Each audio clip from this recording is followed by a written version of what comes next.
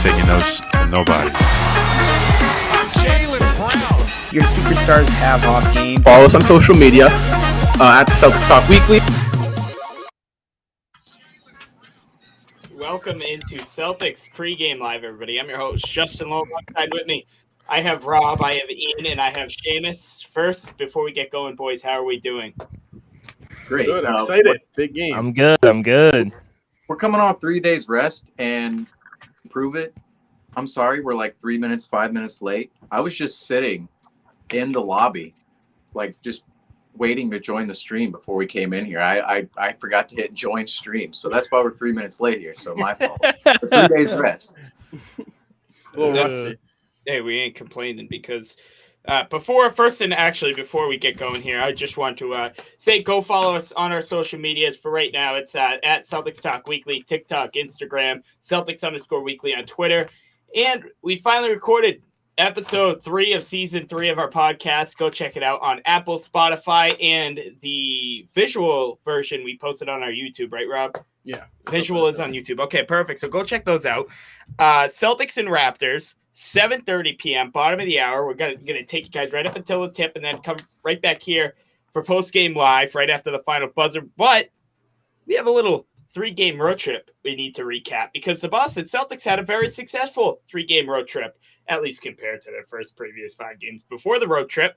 But Celtics took care of business in Orlando on a first night of a back-to-back, 92-79. Let's start there, guys, because it was a 31-10 third-quarter run where the past couple of years, especially this season, the Celtics are not a third-quarter team by any means. So, kind of, Seamus, break down that third quarter because Celtics really pulled the game away in that third quarter there. That was pretty much your perfect third quarter you want to see out of the Celtics, but yet we never see it out of the Celtics. Like you said, 31-10 run, but they came out quick, they came out decisive, and they didn't try to gain the entire lead back on one play as they typically like to do. They had a 17-point deficit at halftime. They shaved it down to 7, cut 10 points off the lead before the fourth quarter. And you saw in the fourth quarter, they were pretty competitive all the way up until the end where we unfortunately had to endure a Luka game winner. But that was the third quarter that you'd like to see out of the Celtics, yet we don't see it very often at all. 100%. Now, Al Horford had a double-double that game. Of course he did, right? 12-12. Actually, he flirted with the triple-double. 7 assists to go along with JAYLEN Brown's 28 points on a very efficient 10 of 17. Now, Rob, Celtics had a very tough game on a second night of a back-to-back down in Miami. The hottest team, not only in the Eastern Conference, but in the NBA coming into that game. 6-1, 3-0 on their home court, averaging over 60 points a game in the first half, the opening half. Celtics held them to 78 points behind a 33-9 second quarter, Rob. So talk to us about that second quarter that really helped the Celtics win that second night of a back-to-back. Well, it all started on the defensive side of the ball. I mean, they were pretty much suffocating anything the Heat were trying to do. They were, they were following on Duncan Robinson's tail pretty much the entire quarter, not letting him get anything. And, their hands are really active in the lanes. They got a lot of steals, and they ran the transition really well. So, I think it's really important that they do that this game. But, maybe get started off like doing that. Maybe in the first quarter, you see those active hands. You see those, quick running in pace and transition. And you see that really in that intensity pick up early on rather than, waiting to do that. Totally. And that was another game where the Celtics – Ian outscored the Miami bench. Miami has one of the most deep teams in the NBA. 45-20. Romeo Langford stepped up 12 points. Neesmith 13. Schroeder 14. Talk to us about the Celtics bench in that game. Yeah, the bench just absolutely stepped up in that game, and that was the first time in a while that we've been able to say that because the Celtics bench in that game just came together perfectly like we would have asked. If Brown didn't get hurt and Tatum played a consistent game the entire time, it would have been the ideal Celtics win. But at the same time, it was an amazing game by the bench. Everyone stepped up, and they finally freed Aaron Neesmith, which led to the win. Yes. Also, Justin, did you get a haircut? Because it looks good. Oh, no. I had a little – no, I haven't gotten a haircut in a while, actually. I styled it a little bit, but, nothing too big. All right. Well, still, we had to hype you up on it because it looked different. I appreciate you. I appreciate it. And guys, before we get on to tonight's game, Celtics had a third game in that road trip Saturday in Dallas. Now, we do have a little bit to talk about that first half because the Celtics are down by 17 at the half. What needs to stop? What have you guys noticed throughout the first 10 games, especially Saturday night? The Celtics have gotten off to awful starts, and that's held them back from winning a majority of their losses. Yeah, well, I said it at the post-game show last game against Dallas, and it kind of comes down to the fact that the Celtics, it seems, have played best when they are playing a fast-paced brand of basketball. It really seems when Dennis and Smart are given the opportunity to get up in the offensive face and press full court and really suffocate them and tire out the guards. The Celtics actually play better, and it seems like in the first half they're kind of hesitant to do that. And I think, I don't know whether that's the starting lineup, like we said, but I think it's really important they come out, they play that fast-paced style of basketball that they're really, really good at playing. And I think it's going to open up, the court. So now, before we talk about some goods of that game, we got to address Marcus Smart shooting that shot, maybe unaware of the rule change, still 11 games in, and then fouls Luka. There was, a 2-for-1 opportunity for Dallas. They didn't go for that. They shut the shot clock off. I just want to say in the 2-minute report that came out after the game, it actually was said that the refs did miss that call on Smart at the end of the game with 30 seconds left. Still, you shouldn't be relying in defense in the first quarter. Scored 15 points in the first quarter. Score 18, and we're in overtime again. So I'm not putting anything on the ref at the end of that game. And it was a bad shot decision too. Like, come on, runner, floater. No, I'm just saying that exactly. He has to know by now, like, that's not going to be a foul, even if the 2-minute report afterwards says it is. And it's Marcus Smart. Let's be honest here. Like, I mean, even Jason Tatum would have questionably gotten that call. So, I mean, how about Jason Tatum, right? Because before pregame, Ian wrote on the little magical whiteboard, Jason Tatum breakout game. Hopefully, I know the whiteboard doesn't lie. But Jason Tatum, besides maybe that Hornets game, you can argue that Houston game as well, Tatum had his best all-around game of the season. 32 points, 11 rebounds, 2 steals, and a block on a very efficient 12 of 19. He shot only 19 shots, and he made 12 of them. That's very efficient, especially for Jason Tatum. If you watch the Celtics this year, he takes about 30 and makes about 2. So that's very, very good. But, talk to me about tonight, Seamus, because the Celtics, their last game, it was a 32-point loss, as you see on the screen. Worst home loss since 2007. 32-point loss. What has to change tonight? Obviously, there's a ton that has to change tonight between October's matchup. Well, I have a guarantee and a breakout player candidate tonight. It is, get the whiteboard ready, Ian. All right, I got you. Cantor breakout game. Dennis Cantor. Oh, interesting. Tonight, he has not played whatsoever this year. He's only played garbage time this year. But looking at the last time the Celtics played the Toronto Raptors, the Raptors left the building with an 18 points in the paint advantage and an 18 rebound advantage. Now, Enes Kanter, he's pretty bad at defending the pick and roll. We all know this by now. That's one of his worst flaws, and that's probably why he's not out there on most nights. But I'm looking at the numbers here. The Toronto Raptors are bottom 5 in running the pick and roll in terms of frequency. So if they're not going to run the pick and roll tonight, we could probably slot Kanter out there in some situations, get him some rebounds, get him some opportunities around the paint. That's going to solidify the painted area for the Celtics, whereas the last time they faced the Raptors, that just didn't happen. 21 offensive rebounds the Celtics allowed the Toronto Raptors out of 60. They allowed the Raptors to get 60 rebounds, and 21 of them were offensive rebounds. So that's going to change tonight. Obviously, back then, Celtics, really no excuses, right? Coming off of, first home game of the season, home opener, Celtics guys 1 through 15, healthy, fully healthy. No Siakam on the other side, no Lowry, no DeRozan. The first time in how many years, I can't tell you. And the Celtics lost by 32, so clearly stuff is going to change. Was Celtics trailed by 4, Rob, at halftime of this game. And I say, Rob, because you were there. You witnessed this firsthand. Celtics trailed by 4 at half, and then they got outscored 64-36 in the second half on their home court. It was a breakdown. I mean, it was a classic Boston Celtics breakdown. I think Al Horford said it best in the post game show, or not in the show, but in his interview. He said they kind of got. It was tough for them to keep going. How bad they were shooting on offense. It really struggled to get a rhythm, and I think that early on in the season that affected us pretty poorly. It's tough to make a run when your shots aren't falling, for sure.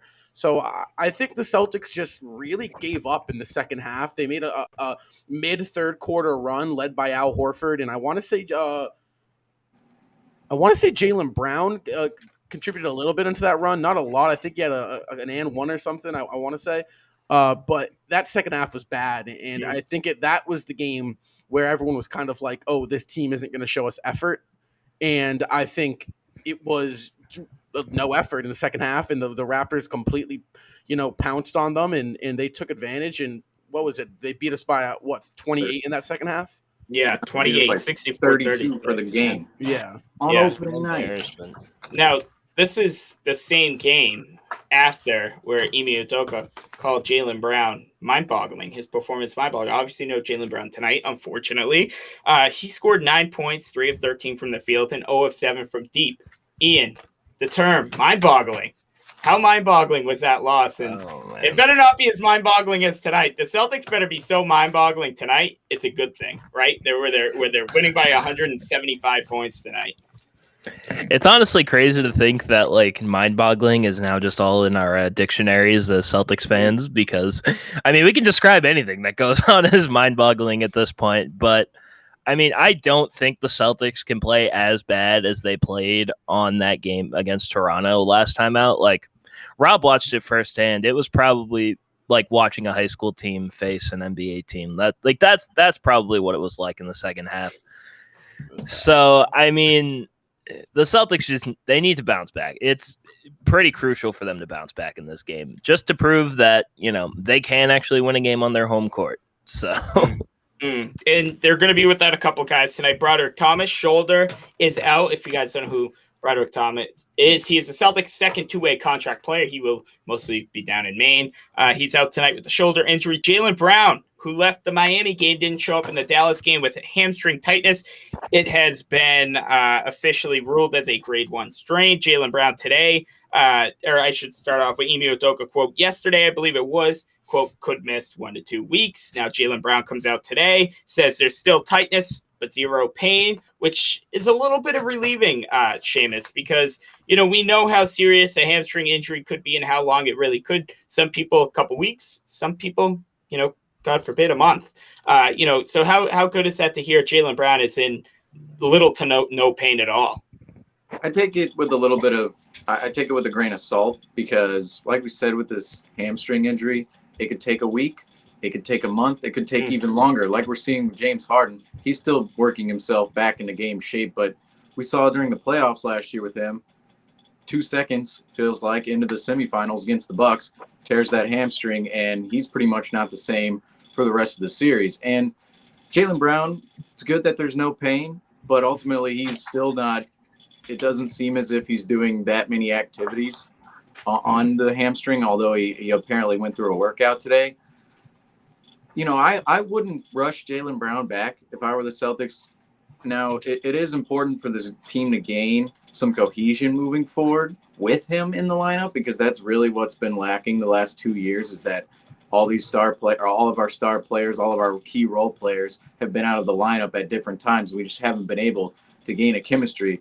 And that part's important, but thinking long term, if this is a full 82-game season, if he's out, say 2 weeks, maybe even 3 weeks now, maybe that's better down the line for his health and this team come playoff time, rather than rushing him back and trying to gain that chemistry early on. Totally. And I want to get into tonight's key matchup, because we kind of, today earlier, all four of us talked, and it was kind of a debate because we got some really interesting matchups. One that stuck out to us was the rookie Scotty Barnes, and Robert Williams III. Two terrific all-around, crazy athletic basketball players. Last game on October 22nd, Rob Williams 9.6 rebounds, 4 of 7 from the field, 3 blocks and a steal. Scottie Barnes, the rookie, 25 points, 13 rebounds, 2 assists on 11 of 17 shooting. Ian, tell us what we should look forward to tonight, especially with Scottie Barnes being as of right now, Emi Udoka thinks he's a top runner for Rookie of the Year. And I honestly have to agree with him. If Scottie Barnes doesn't win, I feel like the only other person could be Evan Mobley in Cleveland. But I mean, I was personally questioning the Raptors in the first place for taking Scottie Barnes because I thought they were going to take Jalen Suggs, who ended up going to Orlando. And I mean, obviously they saw something that I had no idea because Scottie Barnes is becoming a star right in front of our eyes in Toronto. And Robert Williams is going to have his handful tonight. I mean, he absolutely torched the Celtics last time. He's torched basically every team he's played this season. So it's going to be tough because he can shoot and he can play in the paint. And he just has an overall game that Robert Williams is going to have to do his best to contain tonight. Totally. I want to get into it because we are just 10 minutes away from tip-off. I want to get into 3 keys of the game because I think these are really, really important, right? Because coming off of a 32-point loss against the Toronto Raptors, trying to make sure this doesn't happen tonight. Rob, what's your key to the game? My key to the game is start off hot. We've seen this team dig themselves into a hole too many times. They've had phenomenal second halves. They've had phenomenal second quarters. It's time for them to have a phenomenal first quarter. And I'm not talking about just on one side of the ball. We've seen them have a really great offensive quarter. We've seen them have a really great defensive quarter. I want to see them put the two together. I want to see them get out to a nice, 10-point cushion or 8-point cushion, push it to 12 at half, and just, slowly build momentum starting in that first quarter. Don't wait until halftime to go into the locker room to come out, firing. And Seamus? Yeah, it's just to prevent points in the paint and also score points in the paint. As I said, I think it might be Cantor's breakout night if he does play at all, but it's going to be a big game for Robert Williams, Al Horford, Grant Williams, and whoever else can step up, maybe even Jason Tatum, who can step up and prevent those points in the paint from Toronto. Because last time, come on, 21 offensive rebounds for the Raptors. That is just absurd, absolutely insane. And they had a plus 18-point advantage in points in the paint as well. That just cannot happen on a home floor. That means you're not boxing out. That means you're not giving the effort to go and grab those rebounds and crash the glass. The Celtics, they have to make themselves present in the paint tonight if they want to win this game. The Toronto Raptors, super, super versatile, big team. OG Anunoby, Scottie Barnes, Precious Achiuwa, and obviously now they have Pascal Siakam back. Chris Boucher is in there as well. All those guys are going to be vying for points in the paint tonight. The Celtics have to close off that area of the floor. Ian, how about yourself? What do we got here? All right, so my key to the game, it's not the most important, and it basically has nothing to do with the way they play. They just have to win a game at home. That's my key to the game. They're 0-3 at home. There's only 2 other teams in the league that haven't won a game at home this season, and I think it's the Pistons and the Pelicans. So, probably probably the 2 worst teams in the league right now, and they haven't won a game at home, and neither have we. So, just win a game at home. That's my key to the game. Just win at home. Mine kind of goes along with Seamus. Not only win the point in the paint battle, but get after rebounds. Like Seamus said, 21 offensive rebounds is unexcusable. I don't care if you're the Lakers. I don't care if you're the Houston Rockets. That is totally unexcusable to give up. Robert Williams and Al Horford are more than capable. Even Jason Tatum, more than capable of boxing out and being aggressive, getting those rebounds. Again, I think, Celtics have some decent rebounding guards, Marcus Smart, and you can even go out and say Dennis Schroeder, even Peyton Pritchard if he sees the court. I know Rob isn't the biggest fan of that, but, who knows? Get after the – well, it's true. Get after the rebounds. Guys, 1 through 5 tonight, got to be on the boards. That's a big key, I think, in my opinion, to win this ball game tonight is you allowed 60 offensive rebounds. You could have rebounded by 18, right? 60-42 on your home court. That is just atrocious. So get after the rebounds. Let's go to over-unders. 22 team assists. Over-under 22 team assists. Over under 22. I'm going to take the over. I think this is probably one of our easiest overs of the year, even though it could definitely go under, but I feel pretty confident in the Celtics' ability to move the ball this year. So I'm going to go over 22. I agree. Yeah, I'm gonna go over. I feel like it has to be an over. I think this is probably the first time it's gonna be like a guaranteed over. Yeah, like Rob said, even in their losses, they've had some pretty good passing games. They've been great at passing. And you got to think, like, Celtics have been able to create a lot of shots. And my key to the game the other night was hit open shots, right? Celtics very good at finding themselves those shots, but they can't execute. Tonight, they got to execute. I think they will. Over under 13 turnovers. The past 5 games, the Celtics have been hovering between 11 and 15. I mean, that's not the greatest, but with the Celtics' first 5 games, it was pretty atrocious. Celtics were averaging it. What was it? Oh, I believe 22 and a half turnovers a game. I believe at one point that was, which is just horrendous. So Celtics over under 13 team turnovers tonight. Well, it's tough to say because last time we played this team, they completely destroyed us. So what do we have? 25 team turnovers, I want to say. So they're 12 as well. Yeah. So it's tough to say. I'm leaning towards. I hate to say it, I'm leaning towards the over. You said 13, right? Yeah, and we can still win a game if they over 13 turnovers. You just hope you're wrong. The Celtics are averaging 14, so I'm gonna go with the over. I believe in the first 5 games, the Celtics were ranked in the bottom 10 in both turnovers per game and turnover percentage. Now, however, are we good? Am I still on? Yeah, you're good.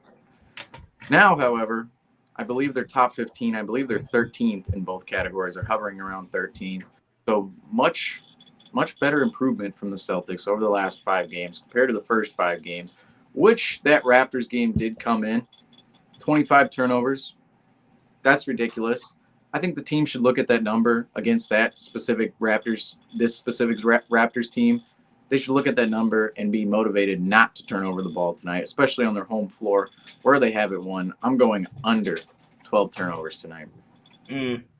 I'm also going to go under. Now, this might be a little bit I sometimes get really overconfident with these. It's more than bias. It's just kind of maybe overconfident. But I really do think the Celtics, I've said this like the past since we've played them, like they got to look at this game and they got to think payback. I mean, obviously a win is a win, whether it's by 1 or whether it's by 32. But tonight, I know the Raptors are back to pretty much full strength. I know they were pretty good even without Siakam. But, Celtics got to be watching this game and film and thinking, we got to go out there and kick these guys' butts because we just got totally, totally embarrassed and booed off our home court on opening night. I'm going to go under. I don't think it's confident under, but I'm going to go under. Yeah. It's like a hard bet. I think I'm going to take the over just because I feel like, I don't know, I just have a feeling it's just going to be the over. I can't really explain it. It's just like, I mean, they're averaging 14 a game, so, I mean, I could see them getting 14 again, I hope it's under that. That would be ideal, but at the same time, I'm going with the over. I'm going over. Raptors are a really good defensive team, I feel like they're all pretty, they're all long. I feel like they got very big wingspans. I feel like they're quick. I feel like they're very fast-paced. So because they got Fred VanVleet, too. He's known for creating turnovers, so... Yeah, so and plus, the Scott with Pascal back, they run a very small. I believe Scotty's playing their 5 right now, Scotty or Pascal. So they do run a very small starting 5, and that usually does lead to deflections and steals. So I'm gonna go over. This one's very different. This one is very kind of, you might think it's a little weird, but you kind of, if you see both sides of it, you'll understand. Josh Richardson. This is a weird number, I know. Over under 9 points tonight. I know it's like that's a little like some people might think that's a little high, some people might think that's a little low, but if you watch the games, Josh Richardson is one of the more inconsistent players so far this season. Yeah, well, you can definitely tell that Josh has kind of struggled getting a rhythm offensively. You've also seen him, have flashes of, oh wow, he's a really talented offensive scorer against Dallas. He had 13 points. It was I believe he shot 5 for 8 from the floor. Super fluent, great at attacking, pulling up at the mid-range. Very confident, too. Very confident. With Romeo back in the lineup, I don't know how it's going to affect Neesmith, Langford, and Richardson. I don't know how those three are going to get their minutes distributed. So I'm going to say I'm going to go with the over, just over. I think he hits like 11. Yeah, I'm also going to go with the over. I don't know, like, again, we need to see Josh Richardson play more consistently. But if he could play like he did in Dallas, I know you're not going to have a great game every night, but that second half in Dallas, and it was a huge reason as to why the Celtics came back and nearly stole that game from Dallas, was Josh Richardson down the stretch. I think he has another good game tonight. Yeah, I think I'm going to go with the over. Just because, I mean, this isn't a great stat, but in his last 5 games that he's played, he had 0 against the Wizards, 18 against the Wizards, 7 against the Bulls, 3 against the Magic, and 13 against the Mavericks. Now, remember, and he's averaging 7.5. We said this about Dennis Schroeder the other night too. If you remember that, we saw how we did. Dennis Schroeder's scoring was, but I'm going to take the over. So stats mean nothing is basically the thing. So I'm going with the over. I think he goes over 9. He played a lot last game, and he was pretty good last game when Jaylen Brown was out. So I'm going to go with the over. Ladies and gentlemen, if you are betting, now this is a good segment for over-under, but if you are betting Josh Richardson over-under points, you have a gambling problem. So, yeah, don't bet Josh Richardson ever unless it's in a parlay or something like that. Josh Richardson, I'm going to go under.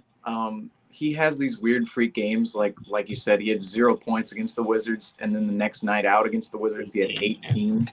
I mean, it's just whether or not he can hit his shots, and Josh Richardson is probably one of our more streaky shooters in general. So I'm going to go under 9 points. I wouldn't be surprised if he gets 6, 7, or 8 points tonight. So.